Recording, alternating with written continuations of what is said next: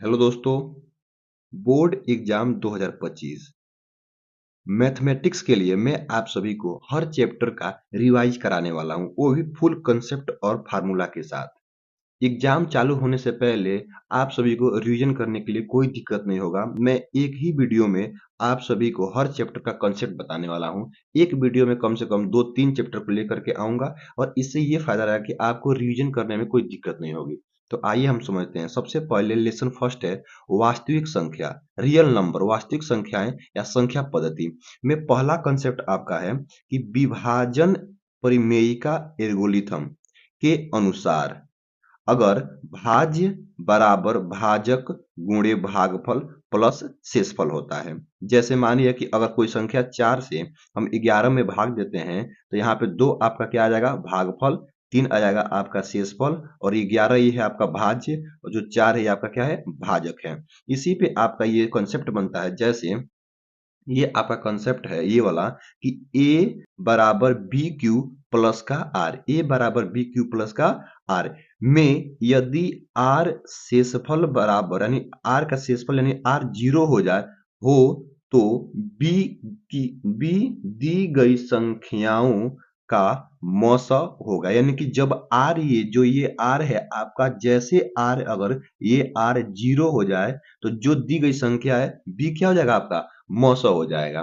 ये कंसेप्ट आगे देखते हैं। इसी कंसेप्ट में ये आपका है कि तीसरा नंबर कि पहला बहुपद गुणे दूसरा बहुपद यानी पहला बहुपद गुणे दूसरा बहुपद बराबर होता है दोनों का मौसा यानी दोनों संख्याओं का मौसा और दोनों संख्याओं के लौसा के बराबर। इसी को जैसे माने माने पहला संख्या a है दूसरा संख्या b है तो इन दोनों का जब गुणनफल करेंगे उस गुणनफल में बराबर आपका हो जाएगा एचसीएफ यानी उन दोनों संख्याओं का एचसीएफ उन दोनों संख्याओं के एलसीएम के गुणनफल के बराबर होता है।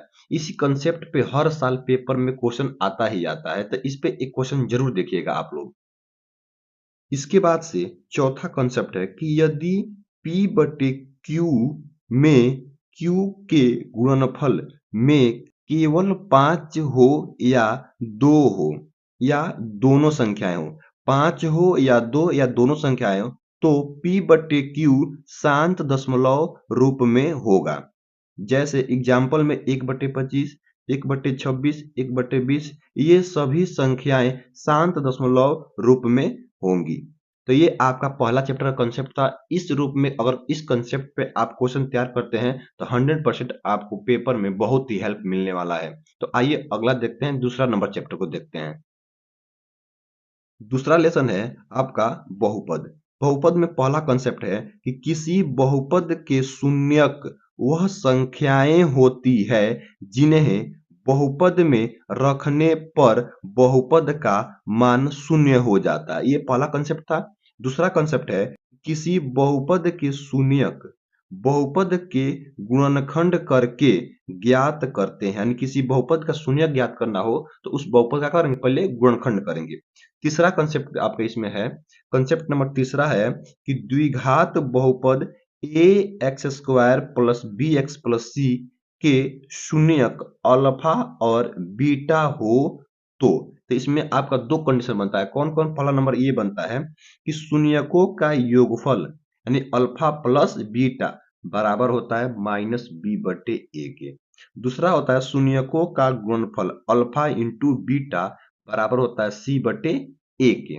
अगला कंसेप्ट है, एक कंसेप्ट लास्ट कंसेप्ट इसमें है और ये बहुत ही इंपॉर्टेंट कंसेप्ट है कि वह द्विघात बहुपद जिसके शून्यक अल्फा तथा बीटा हो बहुपद होगा एक्स स्क्वायर। इस बहुपद के बारे में देखेंगे, ये आपका बहुपद हो जाएगा, ये बहुपद है आपका कि एक्स स्क्वायर माइनस शून्यकों का योग गुणे एक्स प्लस शून्यकों का गुणनफल। यानी कि इसको लिखें तो x square minus alpha plus beta x plus alpha into beta, या इसको इस तरह लिख सकते हैं कि एक्स माइनस अल्फा एक ब्रैकेट में और एक ब्रैकेट में एक्स माइनस बीटा। ये आपका कंसेप्ट था।